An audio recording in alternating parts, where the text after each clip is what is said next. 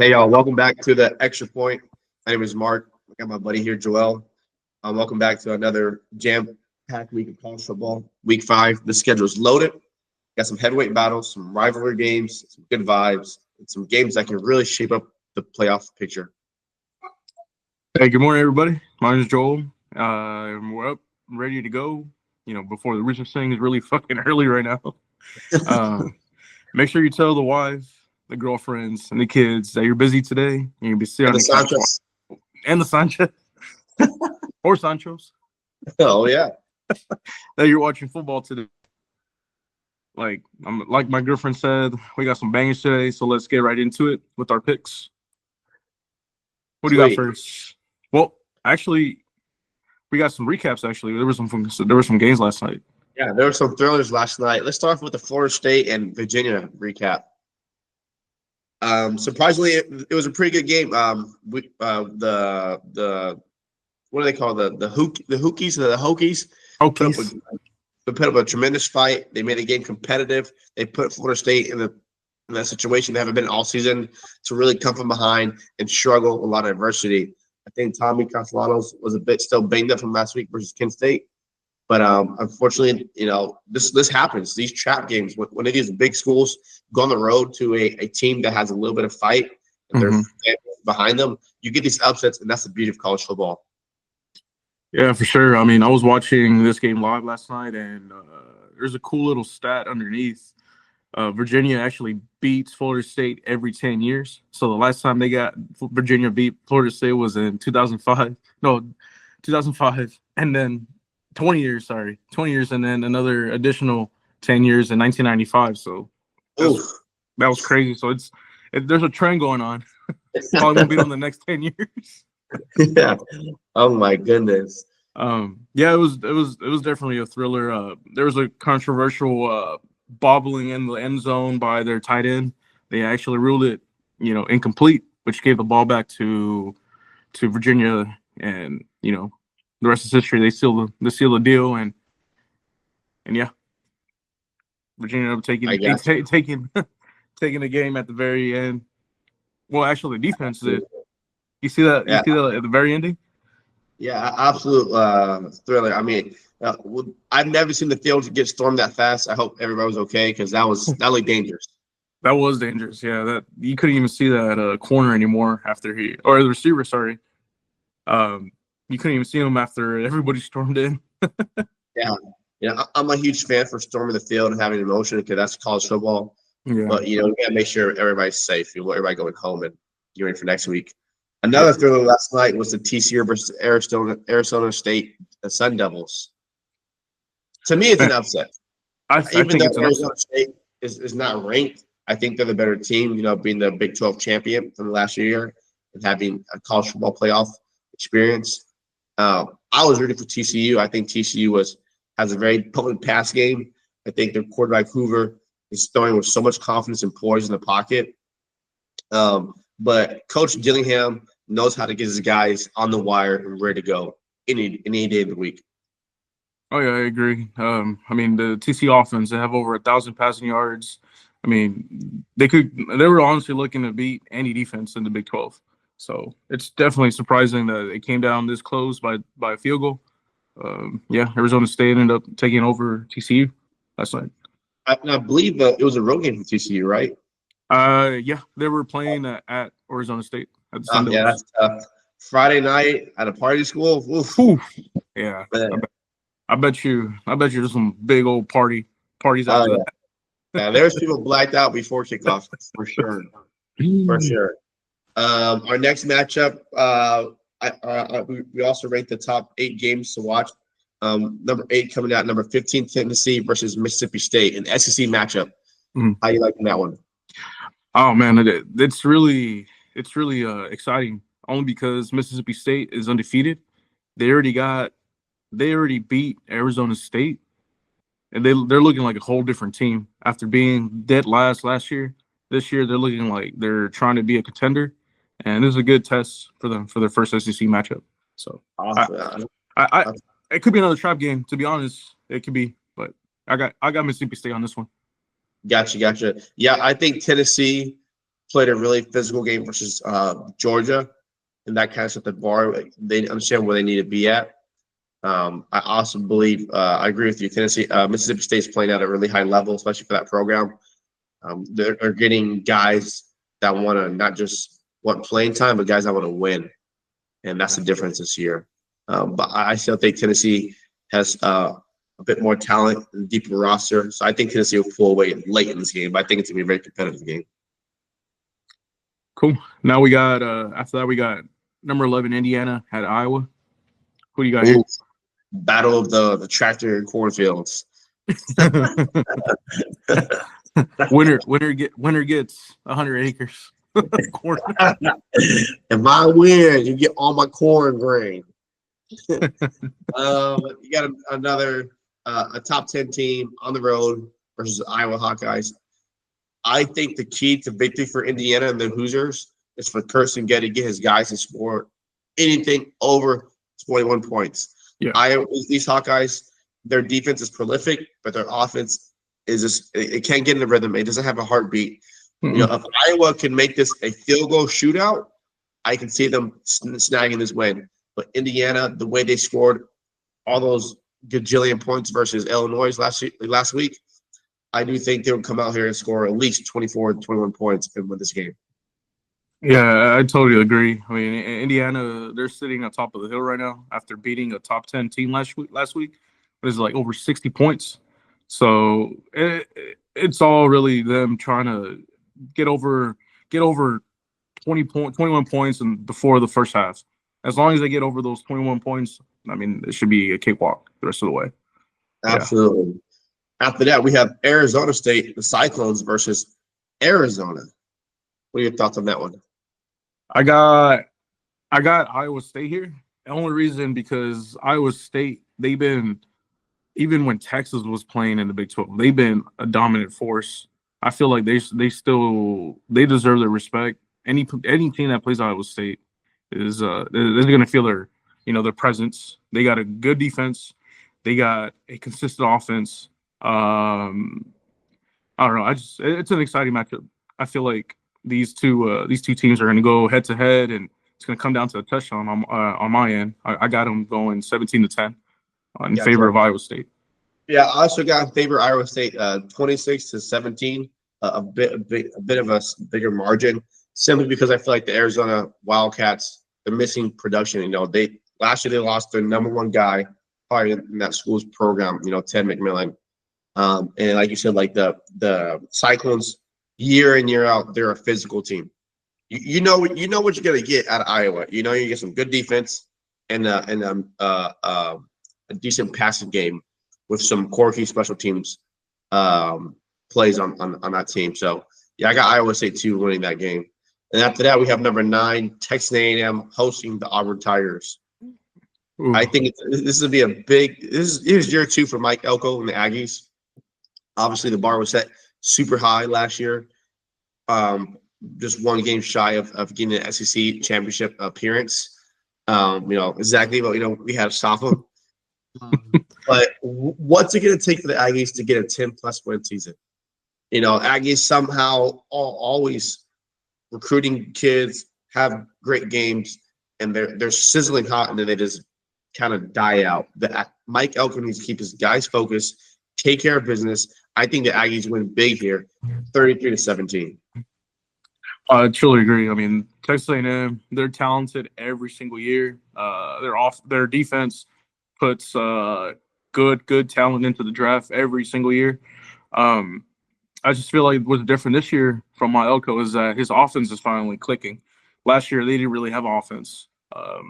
Now that their QB is finally healthy, looks like they're getting passes, marching down the field. I see a dominant performance here, actually. I got them going, the Aggies, 28-7 here. Yeah, that 12th man's going to kick in, especially with that offensive Auburn line. That's a tough matchup. Yeah, that Auburn O-line is definitely beat up after allowing 10 sacks. Like they got extra runs in that practice. I bet you, like until they puke. Their scholarships took it away. No, how do you let 10 sacks? Like at any level, it doesn't matter. Like you don't let 10 sacks go in. Yeah, unless you're Shador at Colorado and you don't want to hurt your completion percentage and throw the ball away, we'll excuse that part. Yeah, if you want to go to the Browns. Okay, number 4 for us on our list, Ohio State, the number 1 team in the country, taking on the Huskies. I think this is a great trap game. This is a game where the Buckeyes are going on the road, and they're going to face a talented, conference team. I believe, if there's an upset on the road for this week, I would put my chips on this. I think the Huskies are a physical team. They're an explosive team, and that's what you need to play Ohio State. You got to be able to punch in the mouth and put points on the board. You're not going to be Ohio State by kicking field goals. And I believe the Huskies have one of the highest red zone percentages. They don't get the end zone that often, but when they're there, they're getting touchdowns, and that's the most important thing. I think Julian Sain has had flashes of his talent, but he really needs to be smart in this game. I got Ohio State winning this game in a close one, 20-17. It's true. I mean, at the end of the day, Julian Sain, he just needs to protect the ball. Protect the ball, make the easy throws, let the defense do all the hard and heavy lifting. This should be, honestly, a dominant performance. There's no reason why Ohio State should be in a close game. Run the ball, make the easy throws, let your defense take care of business. Honestly, I think they should win comfortably. I got them going at 30-10 for the Buckeyes here. I gotcha. Yeah, I can see that scenario.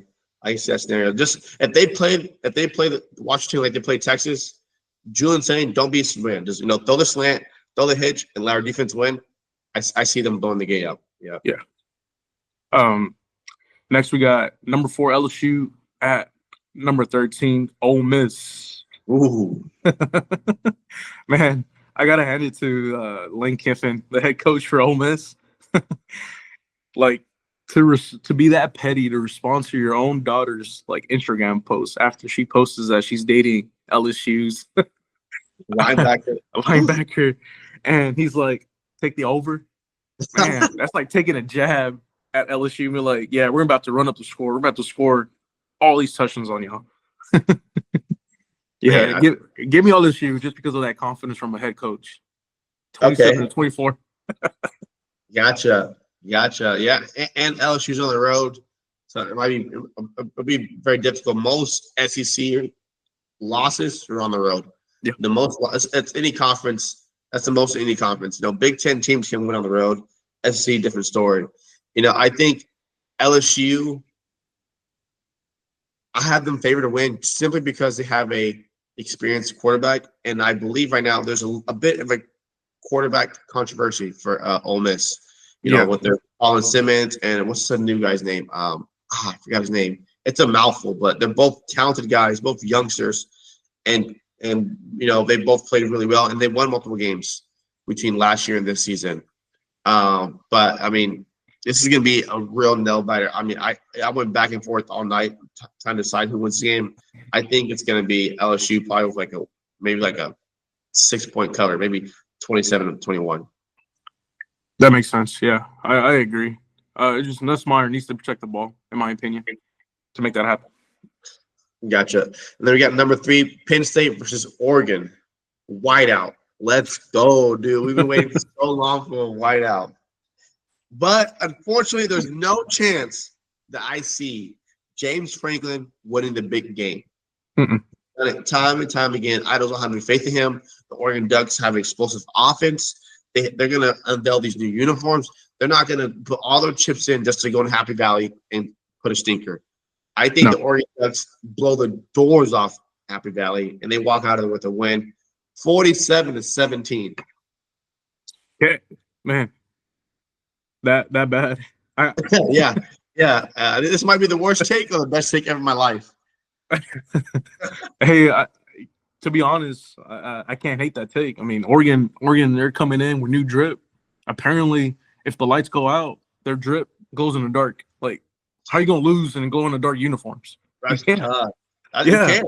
You can't lose. I got them winning by a touchdown, 21-14. Man, it's gonna be loud. It's gonna be rowdy. but the Ducks, they're way too talented. Penn State, they're still, I don't think they have an identity yet of who they want to be. And Oregon's just, they're just Oregon, you know. They're coming in with a statement to show their brand and everything in the big house. So I got Oregon 21-14 by a touchdown. Yeah. Good take. Then we got the finale, in our opinion. Georgia, number 5 Georgia at number 17 Alabama. That's gonna be a dog fight for a show. Man, yeah, go ahead. There's so much to talk about here. Like, I mean, after watching last year's nail-biting performance, there was just offense was just back and forth. No defense was played last year at all. I just feel like there's a lot on the table riding in this game for DeBoer. Second-year head coach for the Alabama Crimson Tide. Can he afford another loss, even though he already lost to Florida State to start the year? I don't think so. I think Alabama's they're going to come in dialed in. They're going to play a lot tougher, and I think they have a better complete team than Georgia at this point. I don't trust Georgia's QB at all. It's the only reason because you have a 5-star QB that's been sitting behind for 3 years, finally getting his opportunity. And man, I've seen a couple games. I know he's been playing against low competition, but his pass accuracy is actually the highest in the in college football. So, nice. So I got Alabama winning this one just because there's no way that Alabama can afford another loss to be out of the playoff contention.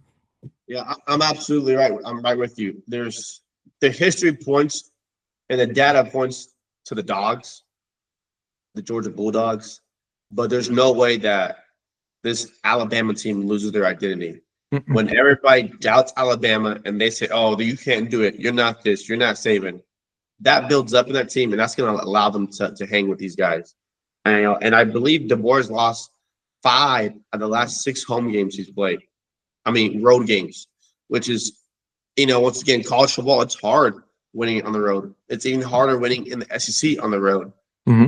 But I just think, Alabama will always be the big brother to Georgia. In some way, somehow, Alabama squeaks out a win here. I got Alabama win this game, like you said, in a nail-biter, like by walk-off field goal. Points, yeah. I don't know.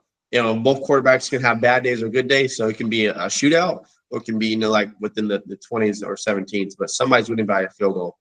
But I think Bama just keeps fighting relentlessly. I wouldn't be surprised if Saban is there watching the game. That would be cool. That would be cool. I mean, this is just it's always a big fight basically between them every single year. So I don't. There's no difference this year. Would I hate to see Alabama out of the playoffs again? Yes. Honestly, I feel like it's better for college football to have Alabama in the mix. So I hope they could pull it off to stay in playoff contension. Because they're ranked 17 already, man. One more loss, you're basically not ranked anymore. Right. You're going to have the same fate as Clemson. Clemson is out of playoff contention. I believe obviously Florida's done for. If I believe Auburn's done for. They already have two losses, I believe. Yeah. At least they can lose a game. Penn State, Oregon, they can both lose a game. Ohio State, they can lose a game. They have all this grace. Alabama cannot afford to lose any more games. No. And same low as Notre Dame.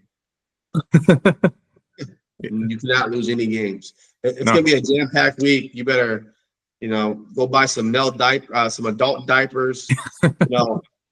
Get a cooler next to your couch and just watch football all day. We also have some golf today.